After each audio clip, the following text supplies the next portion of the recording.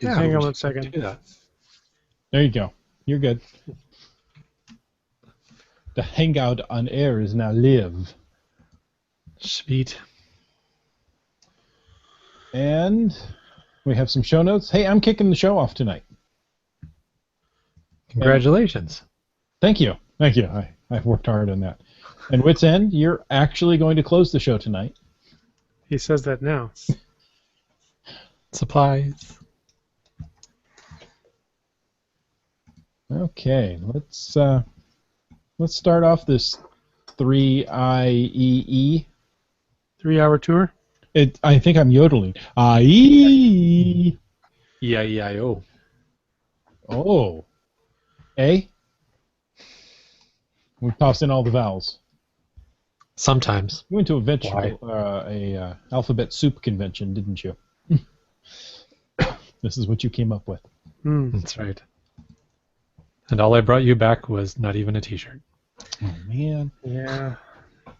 I'll just write with Sharpie on my chest. It'll be like a T-shirt. Here you go. Get you ready for the playoffs. Okay, I'm going to hit record. We're going to play some music. We're going to do this thing. Here we go.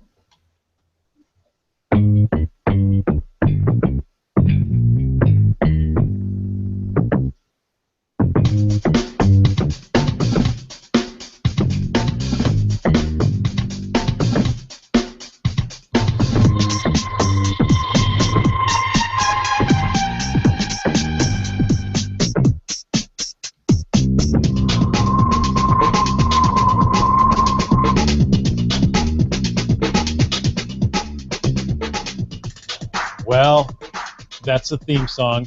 There's 3 of us here. You know what that means. It's time to cache in the Northwest. Welcome to Caching in the Northwest, the only podcast dedicated to geocaching in the Great Pacific Northwest. We'll talk about caches and cachers unique to this little corner of the country. So grab a seasonal vegetable spice latte. It's time to go caching in the Northwest. Yes, yes. Welcome to Caching in the Northwest. Back in my home turf. Traveled for a week, visited my daughter, went to a high school or a college football game, go Bucks. I like the Bucks. Yeah, you like that? But it's a different Bucks that I like. It's a Right different. color. This is a different scabbard. Tonight, though, back in our home studios, we'll share interviews and feedback on the 3rd International EarthCaching event. That's a mouthful. And for that, of course, we are once again bringing in our intriguing, insightful, intelligent, international interviewer. Some say he conducts interviews while inverted. Others say he's easily distracted by banana-shaped geocoins. All we know is he's called Land Monkey. Thank you very much. Welcome. And for those who are part of the Secret Monkey Caching Club, ook ook eek eek, you know what I mean. Oh, hey, wait. Wasn't it ooh-ee, ooh-ah-ah, ting-tang, walla-walla, bing-bang? Or no, that was my friend the witch doctor. Never mind. And there is at no time we should ever give Land Monkey a club. Just saying. that never ends well. All right. Hey, remember, listeners and viewers, that there are still more chances coming up on Caching in the Northwest to win great prizes. Send us your scariest caching story ever. Ooh, scary, Count Floyd here. However you define scary, that's fine by us. Send those entries in by email or by phone by October 29th to be automatically entered in for another prize drawing. Wow, I'm just tripping over my words tonight. All right. Send those entries in by email or phone by October 29th to be automatically entered for another prize drawing to be announced on our October 30th show. That's right. And that email and phone number is feedback@cachingnw. That would be the email, feedback@cachingnw.com. Or the phone number is 253-693-TFTC. Call it right now. We'll wait. No, we won't wait. It'll ring through. Leave us a voicemail. We'll listen to it. And while you're calling into our hotline, gentlemen, we have some feedback from the hotline to share with our listeners. Actually, I don't know if it's from the phone or the email hotline, but it was feedback nonetheless, and it was darn good feedback. It came in from our friend Dune Buddy, He says, I'm glad you enjoyed reading my story of summer 2014 caching in the Northwest. If you listened to last week's show, you might have heard that. But you seem to question whether D.C. is considered a state or not.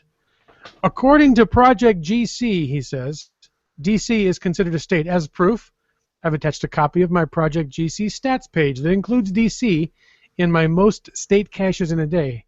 Also, on the geocaching.com webpage, when searching for caches by state, D.C. pops up as one of the options. So I think D.C. is counted. Now, a little side note for me, I think it is counted in that respect, but I think in the government aspects, it was designated as a non-state to be an impartial part of the country. At any rate, he goes on and says, I've heard that some consider Canada to be just another state of the U.S., but geocaching.com does not seem to take this view.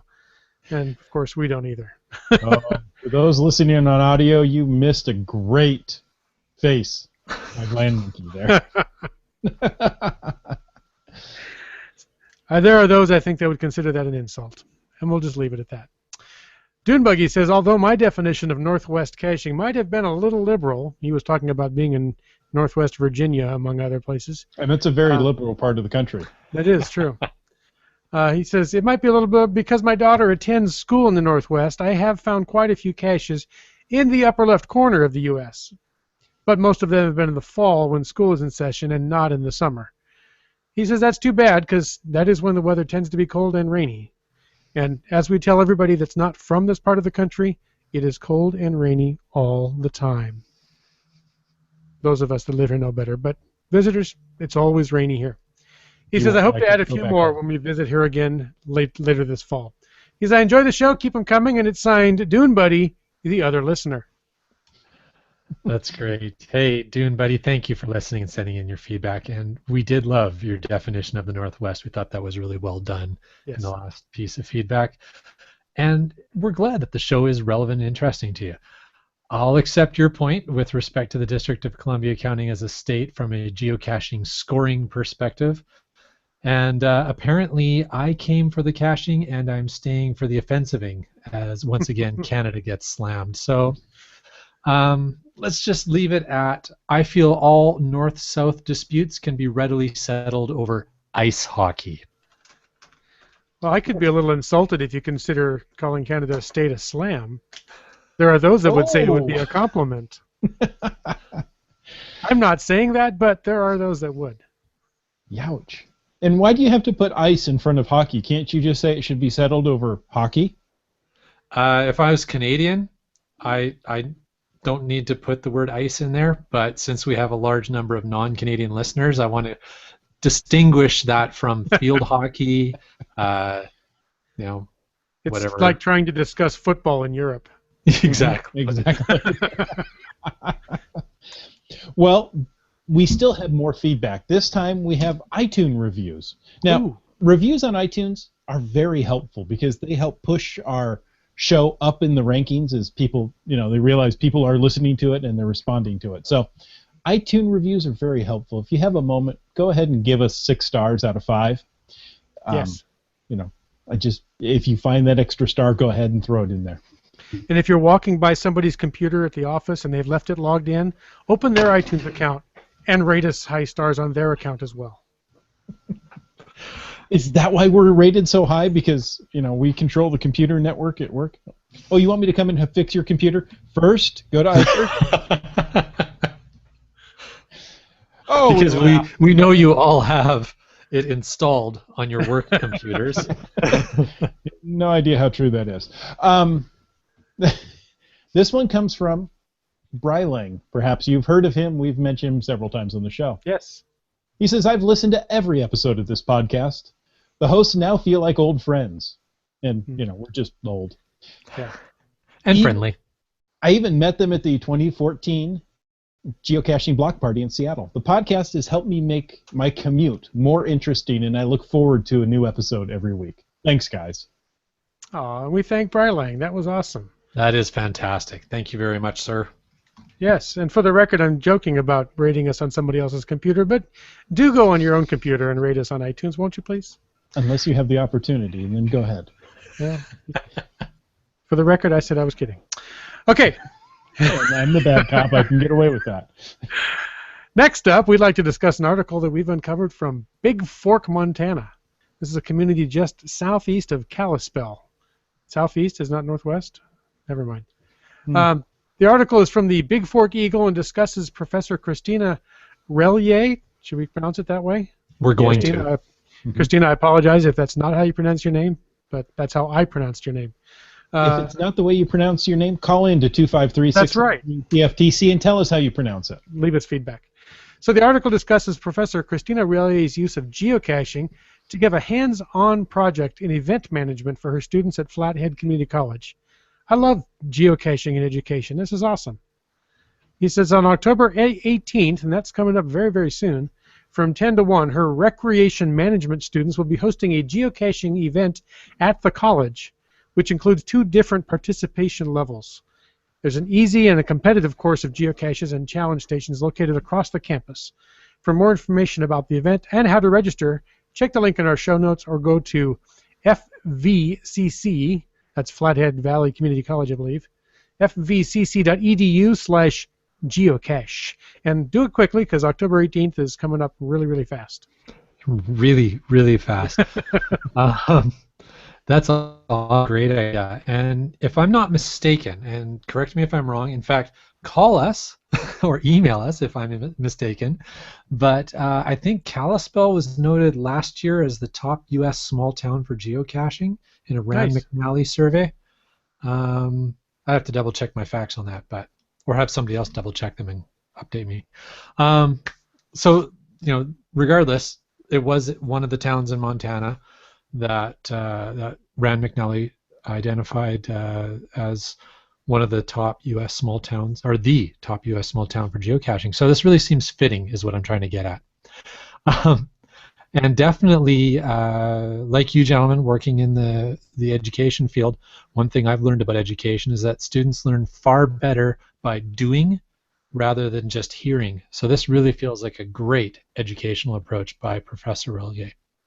The article states that the students have been working on this project for nearly 8 weeks, so there's some serious effort going in, and hopefully it turns out really well for them. I spent 8 weeks just looking for one cache. So I was going to say I spent about 8 weeks hiding a cache, so that's about right. Hiding it's quick. It takes me longer to type up the description. Yeah. I'm a slow typist. Well, tonight we want to get Land Monkeys and others' reactions to the 3rd annual International EarthCache event. And I'm not going to get that out right anytime during this broadcast, so we're just going to go with 3IEE and call it good at that. Okay. And you know what? We've got an interview here that Land Monkey himself did. So let's go ahead and jump right into that. Hey geocachers, it's the Land Monkey, and I'm here with Matt Dawson, also known as GeoAware HQ. He's the GSA's Education Outreach, or he's in the GSA's Education Outreach Department since 2010. Matt, thanks for doing the interview with us. Thank you. Matt, is this your first visit to British Columbia or Vancouver Island?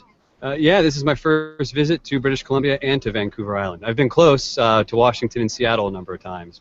Fantastic. So how are you enjoying it? I'm enjoying it a lot.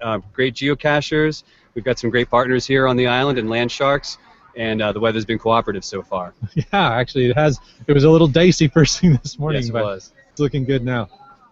So Matt, how did you first get interested in geology? I've been interested in the natural sciences pretty much all of my life, mainly astronomy when I was young, but when I got to college in California, I took an intro geology course, loved the field trips, and that's what hooked me in. It was that Geology 101 course in my freshman year of college that really roped me in. Fantastic. So let's talk about the GSA for a moment. What are the goals of the GSA? What are they hoping to achieve at this mega event? Yeah, one of the parts of GSA's mission is to educate people about the earth sciences.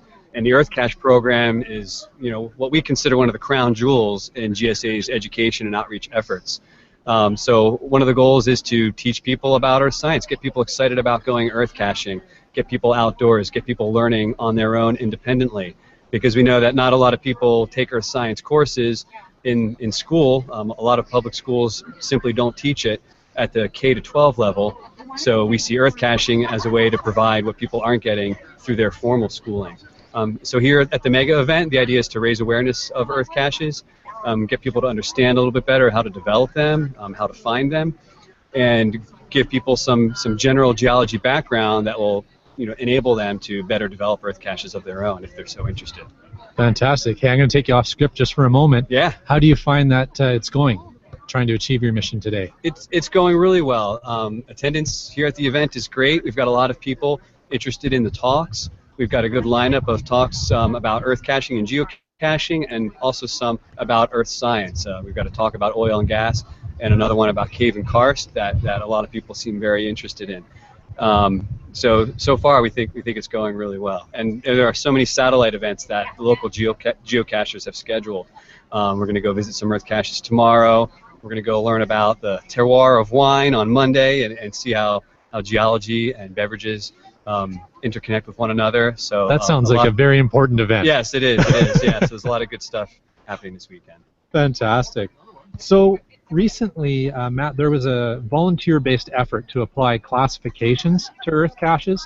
I participated in it, and I appreciated the opportunity to. Thank you. Can you explain why that was done and what the outcome of that effort will be? Yeah, so first of all, thank you, and thanks to all the volunteers who've done so many of the classifications. That project has been going really, really well. And it was done for a few reasons. One reason is because there are a number of earth cache challenges out there that are dependent upon people finding caches of different types, caches that focus on different classifications, sedimentary rocks or igneous rocks, etc. So by having more of the earth caches classified properly, people can better participate in those challenges. Also, just for educational purposes, sometimes people are looking for a cache on a specific theme or a specific topic, and you don't get that information from just the GC code or the earth cache title even. So the classifications help people focus in on earth caches in areas of specific interest to them. So we hope to continue that effort and someday have classifications become a standard part of the earth cache development process. That's a long way off, but that's definitely a goal of ours because people seem really interested in knowing that information. Do you have an approximate timeline when you think that the classifications will be visible on the earth cache? We're not exactly sure, but we're hoping to have that done within 6 to 18 months. That's a very rough estimate. Fantastic. We'll be watching for it. All right, thanks. So Matt, how does the GSA obtain volunteers to help with its mission? Yeah, so the Earth Cache program wouldn't happen without the help of volunteers. One main part of that is the volunteer review team.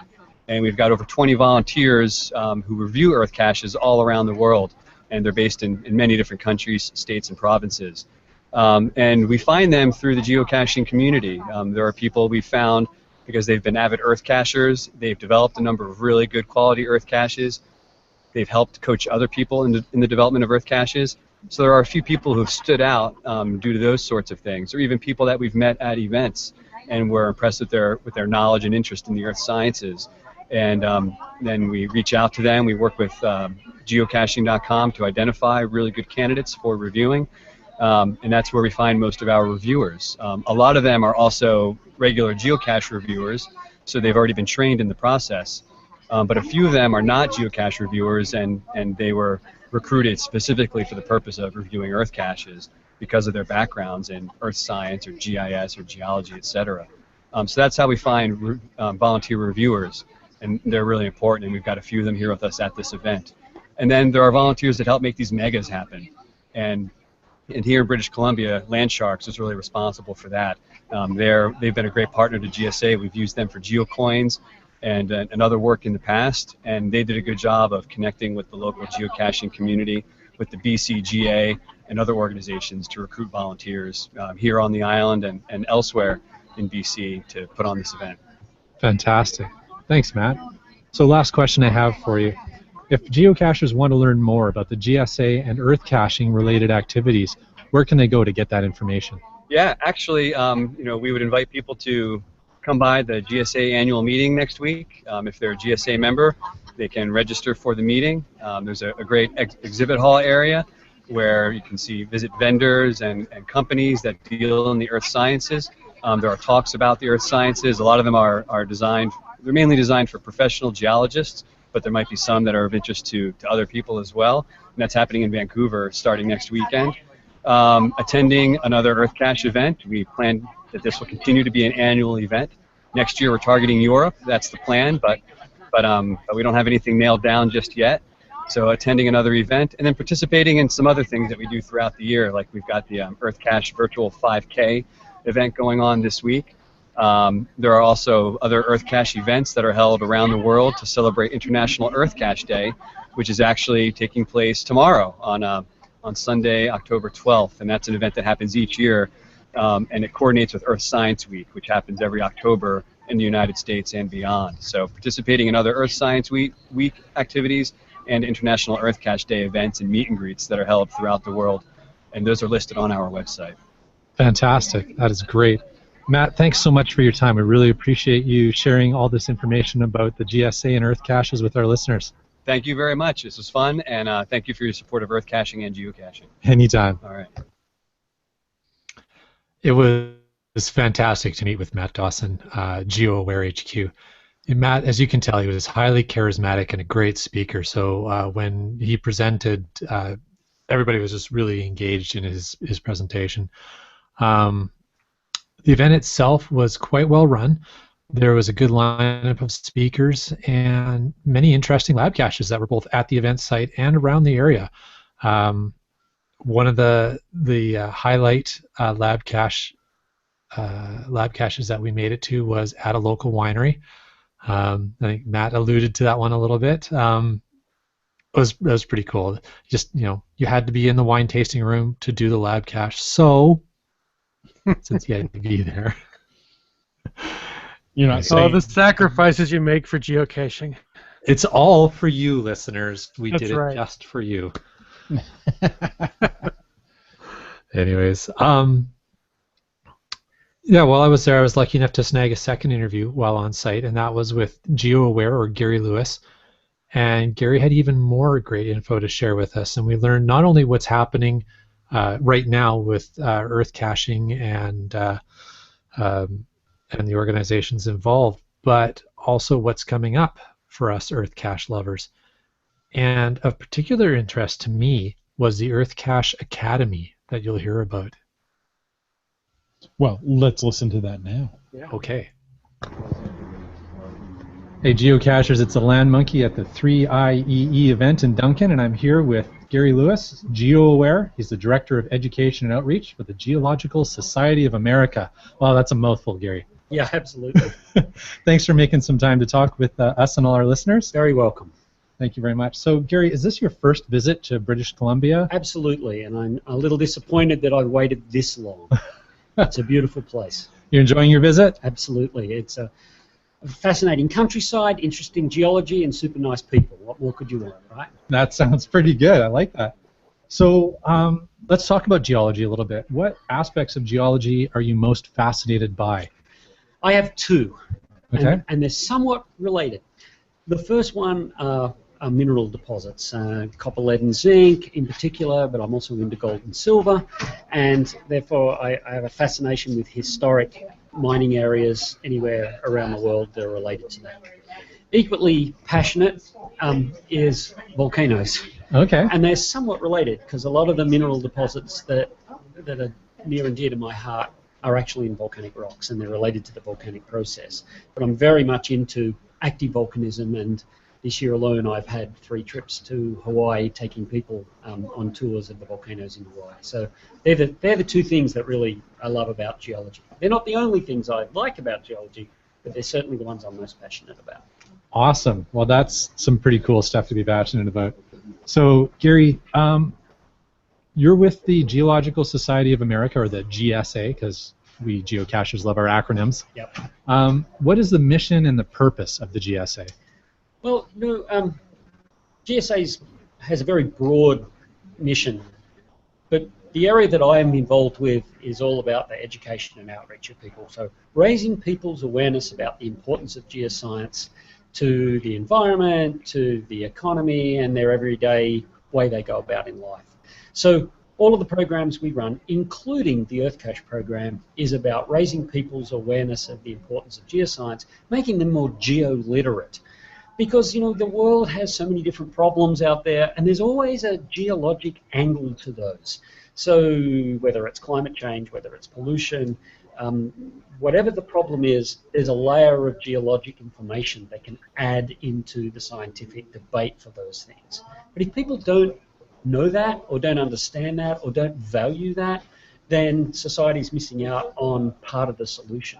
We don't want that to take place. So we're trying to raise people's awareness about the importance and the fascination, if you like, of geosciences across the whole gamut, from volcanoes and minerals, but through to earthquakes and landslides and tsunamis, so the risks, all the way through to groundwater and the use of water. And so this whole gamut of the geosciences, people need to have a sort of an appreciation that understanding those things can really help humankind on the planet. So that's really what we're about, and that's the link why we're involved in EarthCaching. Fascinating. I had no idea. It's very educational for me. So I think that probably explains what education and outreach means for the GSA. Sure. That's what we do, and you know, why two different words? Well, education is when we're doing things in a structure, like some sort of school system, whereas outreach is when we're doing things outside of a structure. So EarthCaching in particular would fall into the outreach category, because you know there's no school curriculum that we're following or school districts. There's still a structure that we work in, but it's you know, the education side is really helping school teachers and college professors teach geology better, and the outreach side is taking it to the great unwashed community to try to get them interested in earth science. Fascinating. So Gary, how did the GSA come to partner with geocaching.com? So in 2003, a cacher was at a GSA meeting and said to us, you need to get involved in geocaching. So my boss mentioned this to me, and I decided, okay, this sounds like fun. So I learnt about geocaching and became a geocacher. About 12 months later, we had a meeting with people from Groundspeak, and at the same time, in the same room were people from national parks and the Bureau of Land Management and the Forest Service, all in the US, because there was a real issue of people placing caches on public lands. And we were trying to say, well, maybe we could use caches to teach people about geology, and all of us came together and sort of worked out that maybe this concept that we then called an earth cache was would solve all of these problems. We could take people to learn about geology in a national park and not leave a container. So the geocaching community thought, yeah, this might be a solution to our problem of being able people to cache in public lands. It was a solution to what we wanted to do to educate people about earth science, and the public lands people said, you know what, we think this is a nice concept too, because it doesn't break any of the rules and regulations that we have. Leaving a cache in a national park, especially without permission, is considered to be against the law in many countries, including the US. So we solved a lot of those problems. That's how this whole process started. So it's been going for like 10 years now. Wow. So you've touched on it a little bit, but can you tell me what prompted the idea for the first earth cache ever placed? Because I think you had something to do with it, if I'm correct. True. My then 8-year-old daughter and I, we always went on holidays. Well, I went on holidays to the same place every year from when I was a baby, and I kept taking my kids there, you know, every year, Christmas holidays, because this was Australia in summer. And I knew the geology well. I'm a geologist, and we had taken people on guided tours of this place. So it made sense to create the very first earth cache in a place where I knew the geology and I knew the location. So that is why the first earth cache was placed at Wasp Head in Australia, and it still exists. It's only had like 185 people ever visit it, but I would encourage people to make a trip to Australia and visit earth cache. Should be a pilgrimage for earth caches. It absolutely should be. So that is where the first one was placed, and since then, in the last 10 years, we have probably gone through 80,000 submissions for earth caches, and currently there's just under 18,000 published earth caches. Of course, like all caches, ones get archived over time, so the number is increasing at one end and decreasing at the other. So we're pretty pleased that there's 18,000 or thereabouts, and they've been visited by just under 5 million people in the 10 years. Wow, that's fantastic. Great stats. So Gary, one last question for you. is there anything upcoming for the GSA that you'd like to tell our earth caching and geocaching listeners about? Well, the earth caching game continues along with people finding and visiting earth caches, creating earth caches. But we have a few things that are coming along to sort of help people who are involved in earth caches. The first thing is we're running tours for geocaches to come on. So I mentioned earlier that I run trips to Hawaii, and we've been running them for school teachers. Well, this year, in 3 weeks' time, we actually head off and run trips to Hawaii for geocaches. We have a trip to Iceland next year for the geocaching community. So there's one way to go out with caches and cache reviewers and geologists to learn about geology on site and visit many, many, many earth caches and many other types of caches as well. Fascinating. The second thing we do have is a thing called the EarthCache Academy. It'll be launched next year. It'll be like an online university for the geocaching community to learn about earth science and help them become better visitors to earth caches, but more importantly, give people the confidence to create their own earth caches in geology. So. Okay. We're the victims of a lot of background noise. All of a sudden, we thought we found a quiet place. But that's what these events are like, right? Yeah, that's true. That's true. So, the online academy sounds fascinating. Is there? When is that going to be available? We will launch a beta version and do some testing early next year. But by the middle of next year, we'll have 1 or 2 modules. So it'll be you can do. You'll be able to go onto the academy and say, you know what, I really want to do an online course on geologic time. You sit a quiz, you find out what you really know already. Yeah. Then you have some notes that you can read, and then you do an online exam to test what you've learned. But finally, and most importantly, you then have to go and create an earth cache based on that lesson. Excellent. So you'll need to create an earth cache based on geologic time in this case, and some aspect of geologic time in your earth cache. Fascinating. So if people wanted to get involved in the beta program, are you still looking for beta users? Or? We will be promoting that process on earthcache.org and putting a call out for people to get involved. So people can keep visiting the website and wait for the announcement. It'll be early next year. Awesome. Thank you very much for your time, Gary. Hey, you're more than welcome. Hey, that was awesome. Thank you to Land Monkey for bringing us those fantastic interviews from the 3rd International Earth Caching Exhibit. What is it? What's the other E? International Earth Caching Event, and you're very welcome. It was a lot of fun to do. I learned a lot just listening to him. Place. Well, that's how BC is. Yeah. I learned a lot just listening to that, and it reminded me of things I already knew, but it's good to bring back to the front of my mind about events and those kind of things that are run by volunteers, and it's rewarding and enjoyable to be a volunteer as well as to attend the event. So if you're out there and you have the opportunity and the means, jump in and help out with one of these events. You learn a lot, you have a lot of fun, you meet some great people, and it's a great cause. And get involved. And how cool is it to learn about some of the roots of them with finding a solution to caches in the national parks? I think every geocacher I've ever met loves the outdoors and has a love for the national parks, and we wouldn't want to see them trashed and destroyed. So it's great to find a solution that can help everybody involved. And, Earth Caching was born. And pun fully intended, but I've said before, Earth Cache rocks. Earth caches rock. Earth cachers rock too, and yes, they do. All the reviewers and all the other folks from the GSA who were there. Some of them I didn't get a chance to interview, but talked to many of them, and all great people and just so passionate about the topic that it was awesome. Felt really in my element. Cool. It really carried through your interviews there. That was cool. And awesome. as if we needed more ammo to drive the point home, it was the International Earth Caching event, which meant far more than just U.S. and Canada, which just 2 countries makes it international. But I know they mentioned things going on in Europe coming up, and some of the origins there in Australia. Now, I know they do everything different down there in Australia, but it's still considered a country. and that makes it international. Wow. There you go. Yes, it's still considered a country. Yes. Yes. Even Yes. though they do things differently. And I do dream of visiting down there someday.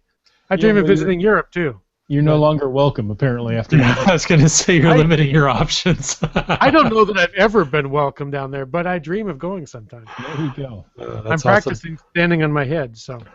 You know, one of the other fun things about being at the event was just, I alluded to it earlier, but just all the folks that we got to meet and talk to. And there's a few familiar faces from local geocachers that we know around the Vancouver area, but also just some folks who hadn't really ever met before, but got to meet them and say hi, and it was awesome. So to everybody who I got a chance to talk to, if you're listening, thanks for listening.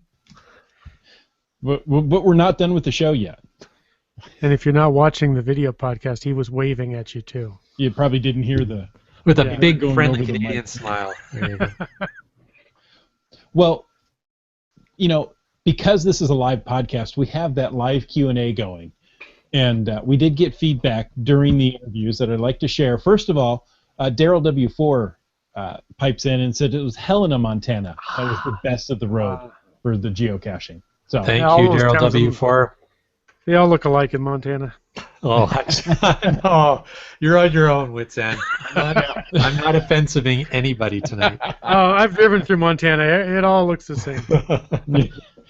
it's a lot of country there. It's big sky. It's a lot Now, of road there. Wet Coaster added that, because during the beginning of the interview, the guy says he likes, the mineral deposits. Wet Coaster does like collecting gold and silver. He just doesn't get the chance to do so. Yeah. And he has a question for you, Land Monkey. He says, did you bring back any free samples from the wine tasting? I did. So Wet Coaster, I did bring back samples from the wine tasting, but they were not and are not free. Nice. And we don't want them after you're through with them anyway. All right, that was fun. So before we do we have any other live Q&A we want to throw in there before I start wrapping things up tonight? No, I think we're running a little long, so let's go ahead and wrap. Those were long interviews, so thank you to folks for listening through those. Hopefully you found them interesting and informative. Now, before we close tonight, we do want to remind you to submit your scariest caching stories by November 29th to be eligible for a Path Tag prize. Now, next week, we're talking all about path tags. And October 30th, we want to hear your scariest caching stories. Right. Sorry, I don't have quite the voice Jade or Land Monkey does there, and it makes me giggle. November 6th, we're going to talk about Munzie and their charitable work, especially Movember. Remember to check the upcoming links, upcoming show link on our website. And if you have suggestions for future episodes, make sure to tell us that. Please do. Please do. And with that, we want to thank you for taking the time to listen to this episode of Caching in the Northwest. Make sure you're part of the show, especially for our October 30th episode. Call 253-693-TFTC. Leave us a comment, correction, question, anytime, day or night. And of course, you can email us at feedback@cachingnw.com. Be sure to visit cachingnw.com for the show notes on this show or more about any other Caching in the Northwest episode or podcast. Also, your support helps to keep quality shows like this coming. If you like the show, please click the PayPal button on the website, won't you? This show is licensed under a Creative Commons Attribution 3.0 license, copyright 2014 by Chris Umfenauer. Thanks, everybody, for listening.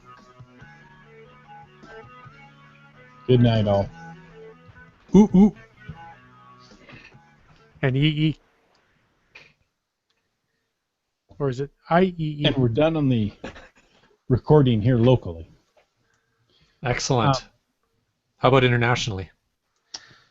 Well, they do things different in some Coaster asks, countries. don't you mean the October 29th, not November? Did I say November? I don't know. Maybe I said November. What are we talking We've about? got October 30th, November 6th, Yeah. and then I've also got November. What's the next November show? After It's 6, a week it'll be later. 13. Got that planned. I didn't put that in the show notes. It's okay. I forgive you. Brylang asks, and this may be an entire future show, what's the Ooh. best Android phone for geocaching? Hmm. And I think it's the one that you have in your hand. I think it's the one with the one with the fully Whatever charged Android battery. phone you have in your hand, that's the best one for That's the one. geocaching. It's the one with the fully charged battery. Wits End, we can't hear you. Oh well. I can hear him. Sorry, no, it's just me. You're just not listening to him. That's it. That's different. I'm done. I was done listening. Yeah, that could make a good show. The Android phones for geocaching.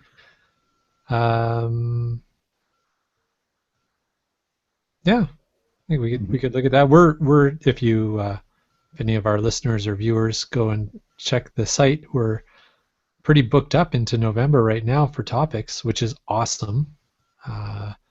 But we're always happy to get more ideas and book further out.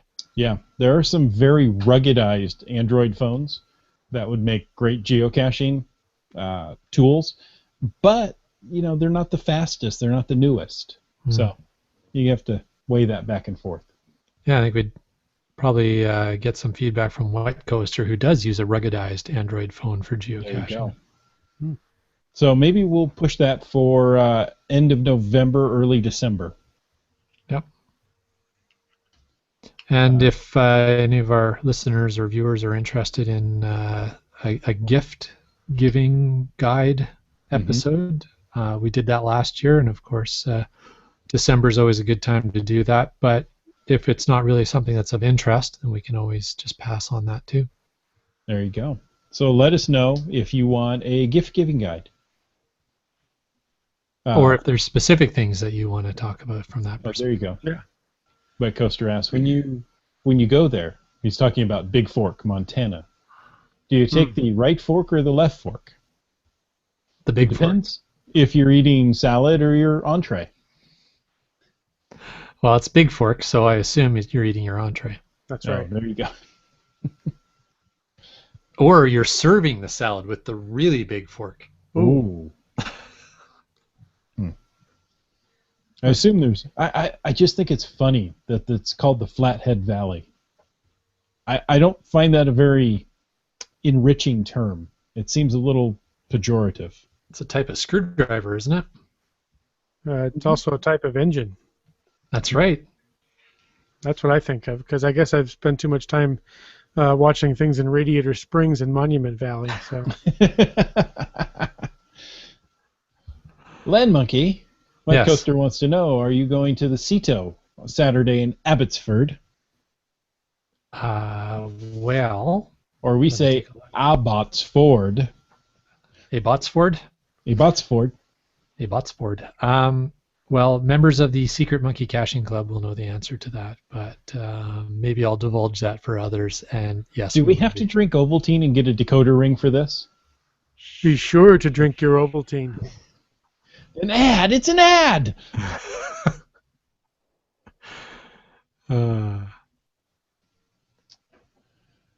Okay. So yes, the answer is yes. We will be at the Ceto Oh. event. Wait a minute. I didn't have to decode that. Yes.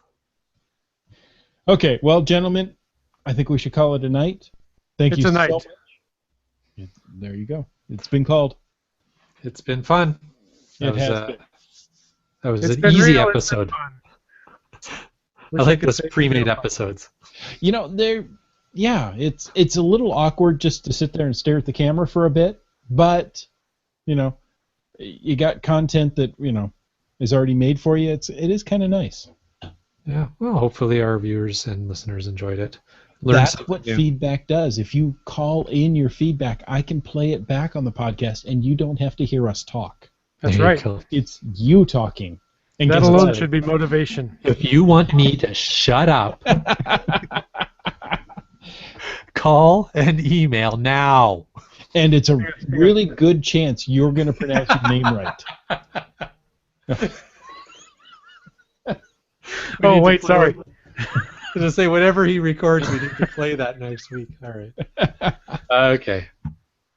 All right. Well, thank you, Gary, Daryl, Brian, and everybody else who is listening live tonight. You guys are all awesome. You guys rock. Like Earth Caches. Like Earth Caches, you rock. Even more than Earth Caches, and Yeah. that's saying something. Okay, good night, all. Night. Ciao.